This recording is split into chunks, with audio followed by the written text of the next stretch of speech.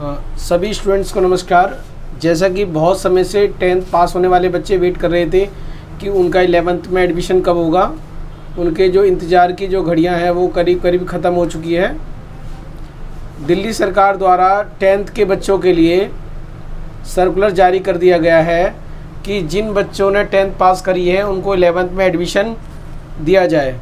Admission लेने के लिए क्या गाइडलाइंस है उसके बारे में हम इस सर्कुलर में बात करेंगे। इस एडमिशन प्लान को हम प्लान एडमिशन कहते हैं। आपको पता होना चाहिए कि एडमिशन दो प्रकार के होते हैं, एक प्लान एडमिशन और एक नॉन प्लान एडमिशन। आज जो हम बात करने वाले हैं प्लान एडमिशन।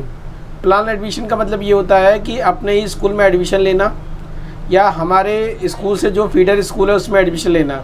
यानी कि अभी उन बच्चों के लिए ये फॉर्म नहीं है जो किसी दूसरे स्टेट से बच्चे आ रहे हैं या फिर प्राइवेट स्कूल से गवर्नमेंट स्कूल में आ रहे हैं, तो वो जो 11th में एडमिशन लेना चाहते हैं ये अभी उनके लिए नहीं है। केवल अभी ये स्कूल वाले बच्चों के लिए हैं जो 10th पास कर चुके हैं और उन्हें अपने ही स्कूल में एडमिशन लेना है या अपने स्कूल से संबंधित स्कूल में एडमिशन लेना है। जैसे सपोज दैट कि कहीं पे 10th क्लास तक स्कूल है तो उसका एक फीडर स्कूल होता है उस स्कूल में एडमिशन लेने के लिए, और साथ अपने स्कूल में एडमिशन लेने के लिए ये सर्कुलर है। तो आइए जानते हैं कि आप लोगों को 11th में एडमिशन कैसे मिलेगा और क्या क्या क्राइटेरिया बनाया गया है। जैसा कि आप स्क्रीन पर देख रहे हैं कि बच्चे जो हैं कोई ना कोई स्ट्रीम लेना चाहते हैं। 10th के बाद कोई साइंस साइड में जाना चाहता है, कोई कॉमर्स लेना चाहता है, कोई आर्ट्स लेना चाहता है। तो आपके चाहने से स्ट्रीम नहीं मिलेगी, ये पूरा डिपेंड करता है आपके नंबरों पर। दिल्ली सरकार के द्वारा एक क्राइटेरिया बनाया गया है, उस क्राइटेरिया के आधार पर ही आपको एडमिशन मिलेगा 11th क्लास में। तो आइए उन क्राइटेरियाज़ के बारे में बात करते हैं। सबसे पहले हम बात करेंगे साइंस के बारे में। जो बच्चे भी साइंस लेना चाहते हैं उनके जो मार्क्स हैं 55% होना बहुत ज़रूरी है। यानी कि आपको 55% से नीचे साइंस साइड नहीं मिलेगी, इसलिए मिनिमम 55% होना नंबर ज़रूरी है। एग्रीगेट के साथ साथ हमें सब्जेक्ट की क्वालिफ़िकेशन को भी पूरा करना होगा। उस बच्चे के इंग्लिश में 50% मार्क्स होने चाहिए, मैथ्स में भी 50% मार्क्स होने चाहिए और साइंस में भी 50%। यानी कि अगर आपको साइंस स्ट्रीम लेनी है तो इंग्लिश में 50% होने चाहिए, मैथ में आपके 50% होने चाहिए और साइंस में 50% होने चाहिए, और सभी सब्जेक्ट का टोटल जो है आपका 55% से ऊपर होना चाहिए। अगर ये क्राइटेरिया पूरा नहीं करते तो आपको साइंस विद मैथ में एडमिशन नहीं मिलेगा, और अगर इस क्राइटेरिया को पूरा करते हो तो आपको साइंस विद मैथ में एडमिशन मिल जाएगा। सेकंड ऑप्शन आता है साइंस विदाउट मैथ। कुछ बच्चे ऐसे होते हैं जिनको लगता है कि साइंस तो लेनी है पर विदाउट मैथ लेने हैं, तो उनके लिए क्या क्राइटेरिया है। क्राइटेरिया वही है, उनको 55% नंबर जो है सभी सब्जेक्टों में चाहिए। उसके बाद जो है इंग्लिश में उसके 50% होने चाहिए, मैथ में 40% होने चाहिए और साइंस में 50% होने चाहिए। आप देखेंगे इन दोनों में जो है कहीं ना कहीं रिलैक्स दिया गया है 10% का। वो इसलिए कि जो भी बच्चे साइंस जो विदाउट मैथ लेंगे उनके लिए क्राइटेरिया बना है। तो अगर आप साइंस विदाउट मैथ लेना चाहते हैं तो आपके 55% होने चाहिए नंबर, और इंग्लिश में साइंस में 50% और मैथ में आपके 40% होने चाहिए।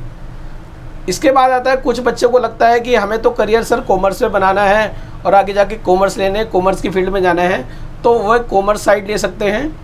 कॉमर्स में एडमिशन लेने के लिए आपके पास 50% नंबर होने ज़रूरी है।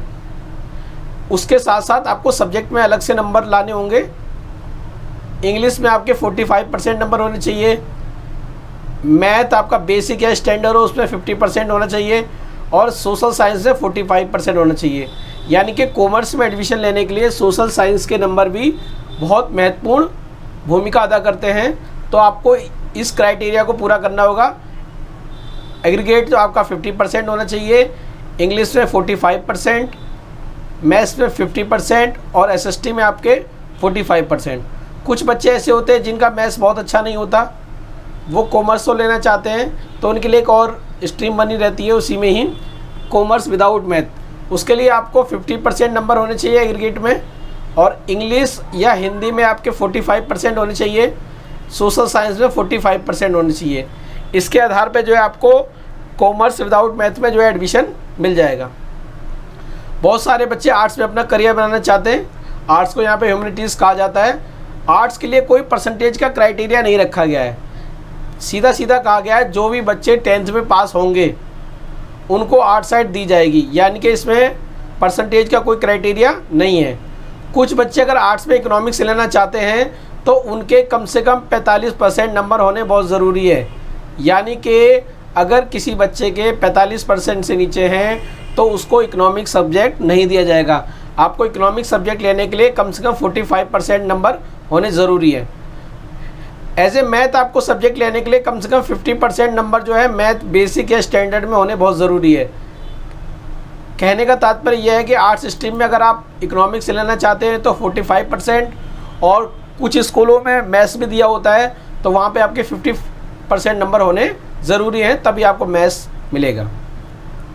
किसी बच्चों को एडमिशन के लिए डिनाई नहीं किया जाएगा, ये तो पहले से ही होता आ रहा है कि सरकार यही चाहती है कि सभी बच्चे एडमिशन लें। तो जो भी पास हो गया है उसको एडमिशन मिलना तय है, तो आप अपने स्कूल से कांटेक्ट कर सकते हैं। एडमिशन आपको 100% मिलेगा। बस स्ट्रीम जो है आपके नंबरों पर निर्भर करेगी। जो ये नंबर मैंने आपको बताए हैं, इन नंबरों को ध्यान से आप देखिए और देखिए कि आपके मार्कशीट में आप कहाँ बैठते हैं, कौन सी साइट के लिए कितने नंबर चाहिए, वो अच्छे से देख लीजिए और उसी के आधार पे अपनी ह्यूमैनिटीज़, कॉमर्स या साइंस तय कीजिए। कुछ बच्चों के लिए रिलैक्सेशन की बात की गई है। रिजर्व पॉइंट पे ये स्कूल तय कर देता है कि 5% तक रिलैक्सेशन दी जाती है रेस्पेक्टेड जो है कैटेगरी के अंदर। अब बात आती है कि एडमिशन कैसे लेना है। सबसे पहली बात तो ये कि आपको अपने स्कूल से कांटेक्ट करना है, जो आपका अपना स्कूल है।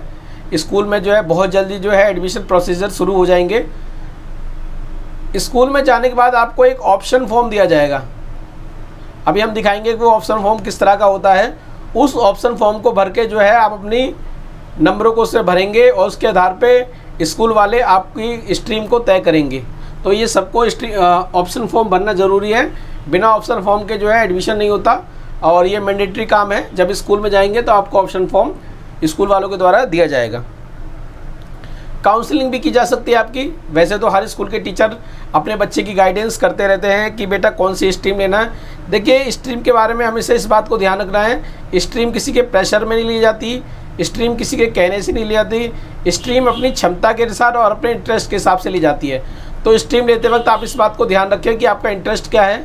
कभी कभी क्या होता है, बच्चों के नंबर बहुत अच्छे आए होते हैं तो वो नंबर के बल पे जो है साइंस लेने की कोशिश करते हैं, जबकि उनका इंटरेस्ट जो है कॉमर्स या आर्ट्स में होता है। तो मेरा मानना ये है कि आप जो स्ट्रीम लें वो नंबरों के आधार पे ना लेकर आप अपने इंटरेस्ट के आधार पे लें। नंबर तो आपके चाहिए, पर मैं उन बच्चों की बात कर रहा हूँ जिनके नंबर बहुत अच्छे रहते हैं, और अगर उनका इंटरेस्ट आर्ट्स में है तो आर्ट्स लें, कॉमर्स है तो कॉमर्स लें। ज़रूरी नहीं कि आप साइंस साइड में जाएँ, ये डिपेंड करता है आपके इंटरेस्ट पे, आपकी क्षमता के ऊपर। तो स्ट्रीम का चयन बहुत सोच समझ के करें, ये आपके आगे करियर का भी सवाल होता है। जो आपको फॉर्म मिलेगा, आपको वो फॉर्म जो है स्कूल में जमा कराना है, ऑप्शन फॉर्म जमा होने के बाद ये आपके एडमिशन का प्रोसेस जो है शुरू हो जाएगा। और जब आप फॉर्म जमा कराएंगे तो स्कूल वाले आपकी एंट्री को अपने पास रख लेंगे और उसके आधार पे आपको एडमिशन दिया जाएगा। कभी कभी क्या फीडर स्कूल में आपको एडमिशन लेना पड़ता है। फॉर एग्ज़ाम्पल के तौर पे आपका स्कूल 10th तक है, उस स्थिति में आपको आपके स्कूल से कोई ना कोई 11th वाला स्कूल कनेक्ट होगा, तो आपके स्कूल वाले बता देंगे कि किस स्कूल के माध्यम से आपको 11th करनी है, पर आपके जो फॉर्म वगैरह होंगे वो अपने स्कूल में ही जमा होंगे। वह उसी के आधार पे वहाँ से आपको एडमिशन के लिए प्रोसेस के लिए भेज दिया जाएगा।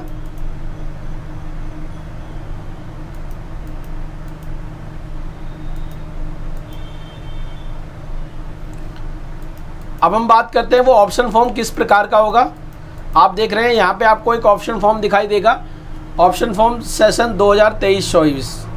यहाँ पे सबसे पहले आपको नेम ऑफ द स्टूडेंट लिखना है, यानी कि अपना नाम लिखना है, अपनी स्टूडेंट आईडी लिखनी है, 10th का बोर्ड रोल नंबर मिला है जो आपको, यानी कि आपका जो बोर्ड रोल नंबर है वो लिखना है, और आपको क्या लेना है ये टिक करना है। साइंस विद मैथ लेना है, साइंस विदाउट मैथ लेना है, कॉमर्स विद लेना है, विद मैथ लेना है या विदाउट मैथ लेना है, ह्यूमैनिटीज़ में इकोनॉमिक्स लेनी है नहीं लेनी है, उस आधार पे आपको टिक करना है। सपोज दैट कि आपको कॉमर्स विद मैथ लेनी है तो कॉमर्स विद मैथ के सामने आप ऐसे टिक कर देंगे। अगर सपोज दैट कि आपको साइंस विद मैथ लेनी है तो साइंस के आगे टिक कर देंगे। सपोज दैट कि आपको ह्यूमैनिटीज़ लेनी है इकोनॉमिक्स का तो ऐसे टिक कर देंगे, पर टिक आप एक ही जगह पे करेंगे। ये तो सभी प्रकार के बच्चों के लिए बताया गया है। नीचे मार्क्स का क्राइटेरिया दिया हुआ है, यहाँ पे आप अपने जो 10th में नंबर आए हैं उसको भरेंगे और उसके आधार पे स्कूल वाले जो है आपको साइट को यानी कि स्ट्रीम को प्रदान करेंगे। यहाँ पे आपके सिग्नेचर होने हैं, सभी बच्चे यहाँ पे सिग्नेचर कर देंगे और यहाँ पे पेरेंट्स के सिग्नेचर होंगे।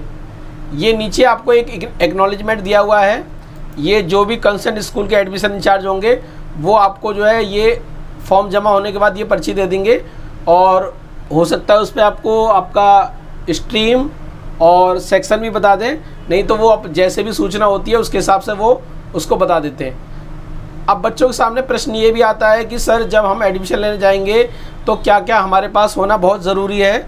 देखिए एडमिशन लेने के लिए टाइम पे जो मेन चीज़ें जो हमारे को ध्यान रखनी है वो ये रखनी है कि सबसे पहले तो अपने जो डॉक्यूमेंट्स हैं वो पूरे लेके जाने हैं। डॉक्यूमेंट्स अभी आपके लिए क्या होंगे, अभी आपके जो पास कोई मार्कशीट तो आएगी नहीं, अभी आपके पास जो है जो प्रिंट आउट है 10th क्लास का वो लेके जाना है क्योंकि वो बहुत ज़रूरी है। अभी वही मार्कशीट का काम करेगा आपका। आधार कार्ड नंबर आपको जैसे आप 6ठी में एडमिशन के लिए देते हैं तो उसी प्रकार से आपको आधार कार्ड लेके जाना है। बैंक अकाउंट जो आपने खुलवा रखा है उसके लिए एक कॉपी लेके जानी है आपको, फ़ोटो लेके जानी है। ये जो मेन डॉक्यूमेंट्स है ये तो आपको ज़रूर लेके जाने हैं। बाकी स्ट्रीम की जो बात है वो स्कूल वाले तय करेंगे और आपके नंबर तय करेंगे कि किस आधार पे आपको स्ट्रीम मिलेगी। तो बच्चे इस बात को ध्यान रखें कि ये ऑप्शन फॉर्म भरा जाएगा, ये सभी बच्चों को भरा जाएगा और शायद 1-2 दिन में जो है स्कूलों में एडमिशन शुरू हो जाएंगे क्योंकि दिल्ली सरकार द्वारा जो है एडमिशन के लिए गाइडलाइंस जारी कर दी गई है और जो पूरा एडमिशन प्रोसेस है वो इन नंबरों के आधार पे होगा। आप इस नंबरों को ध्यान से देख लीजिए, आप कहाँ फिट बैठते उसी हिसाब से स्ट्रीम का चयन करेंगे। और सबसे मेन बात जो लास्ट में मैं एक बात दोबारा बताना चाहूँगा, स्ट्रीम आप अपनी पसंद के हिसाब से लें, अपनी क्षमता के हिसाब से लें, ना कि पड़ोसी क्या कहते हैं, दोस्त क्या कहते हैं, क्योंकि एक बार अगर गलत स्ट्रीम चयन कर ली तो आपको ज़िंदगी भर पछताना पड़ सकता है और एक बार सही स्ट्रीम ले ली तो आप बहुत अच्छे से उसमें कर पाएंगे। तो आशा करता हूँ इस वीडियो के माध्यम से आप एडमिशन प्रोसेस को समझ पाए होंगे कि कितने % नंबर लाने हैं और साथ कैसा फॉर्म आपको स्कूल में जमा कराना है। धन्यवाद।